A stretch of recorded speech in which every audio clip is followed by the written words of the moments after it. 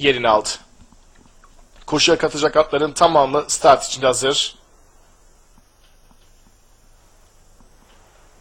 Taylar start ekibiminde start verildi ve kayı koşusu başladı değerli izleyenler. Bakıyorum ekürlerden 14 numaralı Black Bullet yaklaşık 1 boy kadar koşuya geç başladı. Süratli tempoda başlayan koşuda 200 metrelik bölüm geçirirken 4 numaralı Bizansium öne düştü. Koşunun liderliğini aldı. Hemen dışından önlere gelmeye çalışan 9 numaralı Ece Kız'ı izliyorum. Ece Kız'ın da hemen dışında 3 numaralı Balboa kendine yer buldu. Onları 1,5 boy kadar geride 4. 5 numaralı Fairman takip ediyor. Bu sırayla 800'e doğru yaklaşıyoruz. 4 numaralı Bizansium kaçmayı sürdürüyor. Fark 3-4 boy kadar 3 numaralı Balboa en yakın takipçisi. 2 boy kadar geride 3.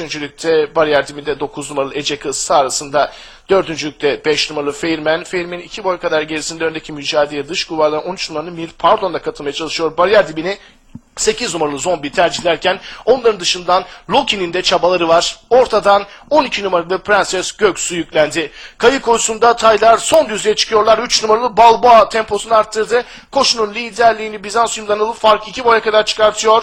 Ortadan buralarda Ece Kız'ın çabalarını izliyorum. Dışındaki 5 numaralı Fairman ve onların dışında 11 numaralı Loki de gelmeye çalışıyor.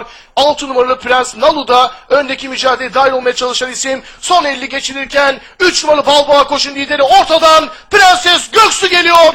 Öndeki 3 numaralı Balboa'yı yakaladığı gibi bastırıyor ve kayı koşusunu kazanıyor değerli izleyenler. 3 numaralı Balboa ikinci, 4 numaralı Bizansium üçüncü, 9 numaralı Ece Kızsa koşudan 4. olarak ayrıldı. Günün 6. koşusu olan kayı koşusunu Sayın Kadir Fidan'ın sahibi olduğu 12 numaralı Prenses Göksu Türker Çubukçu ile kazandı.